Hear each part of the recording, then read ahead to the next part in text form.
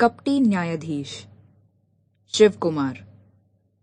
एक बहुत बड़े और घने पीपल के पेड़ के तले एक तीतर ने अपना घोंसला बनाया।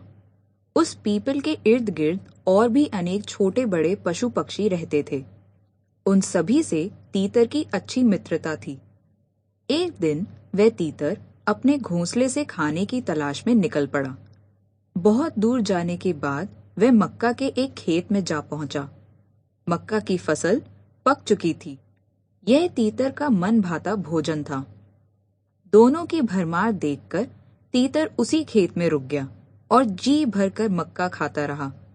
वहां उसने दूसरी बहुत सी चिड़ियों से मित्रता कर ली और उनके साथ अपना समय मजे से बिताने लगा।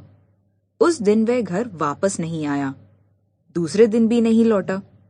इस तरह वह कई दिन तक उसी खेत में रुका रहा। जिन दिनों तीतर बाहर था, उस समय कहीं से एक खरगोश उस पीपल के नीचे आ पहुंचा। उसके रहने का कोई ठौर ठिकाना नहीं था। जब उसने तीतर का खाली घोंसला देखा तो उसी में रहने लगा। कुछ दिन बाद जब तीतर लौटा तो अपने घर में एक खरगोश को रहते देखा। वह बड़ा नाराज हुआ। उसने खरगोश से पूछा, तुम यहाँ क्या कर रहे हो? यह तो मेरा घर है। खरगोश ने कहा, तुम्हारा जब था तब था, अब तो ये मेरा घर है। मैं यहाँ 1-2 दिन से नहीं, कई दिन से रह रहा हूँ। तीतर ने कहा, लेकिन तुम यहाँ कैसे रह सकते हो? ये घोंसला मैंने खुद अपने लिए बनाया है। मैं हमेशा से इसी घर में रहा हूँ। अगर विश्वास न हो तो किसी भी पड़ोसी से पूछ लो। खरगोश ने कहा, मैं क्यों पूछूं? मैं जब यहाँ आया था तब ये बिल्कुल खाली पड़ा था। तभी से मैं इसमें रहने लगा। जिस घर में जो रहता है वह उसी का हो जाता है। अब तो ये मेरा घर है।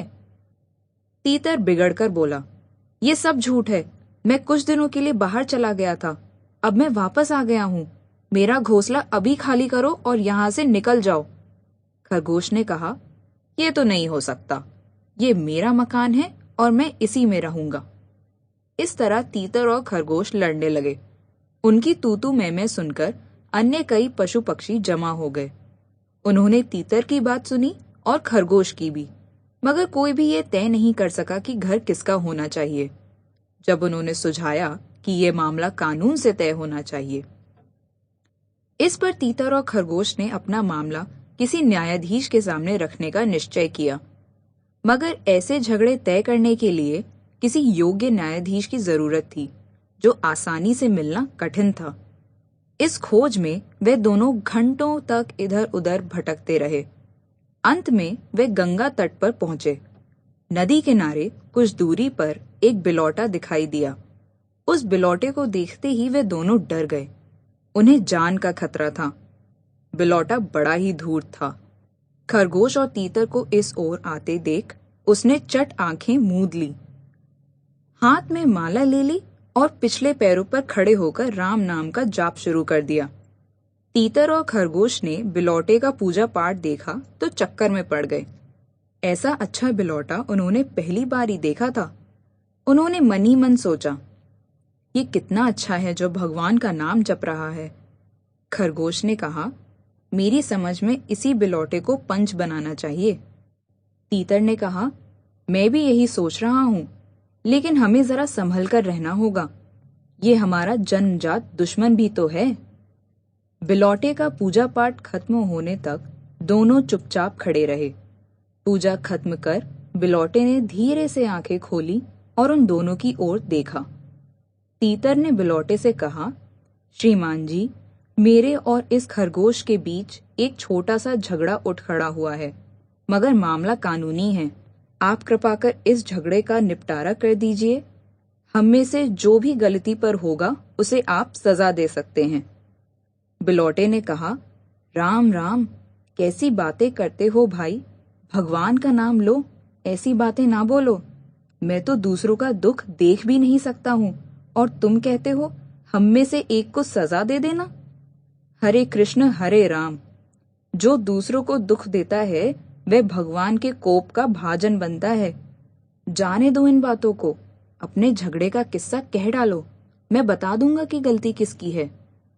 तीतर ने कहा, किस्सा यूं है कि मैं कुछ दिन बाहर रहने के बाद जब घर लौटा तो देखता क्या हूँ कि इस खरगोश ने मेरे घोंसले पर कब्जा कर लिया है। खरगोश ने चिल्लाकर कहा, तुम्हारा घर कैसा? वह घर तो मेरा है। बिलौटे ने नरमी से कहा, शांति शांति, मुझे पूरा किस्सा तो सुन लेने दो। पहले तो तीतर ने अपनी बात कही, फिर खरगोश ने अपनी। दोनों की बातें सुनकर बिलौटा कुछ देर मौन रहा, फिर कहने लगा, क्या बताऊं भाई, मैं अब बूढ़ा हो गया हूं। मुझे ना तो ठीक से दिखाई देता है और ना सुनाई देता है। मैं तुम्हारा मामला पूरी तरह से समझ ही नहीं सका हूं।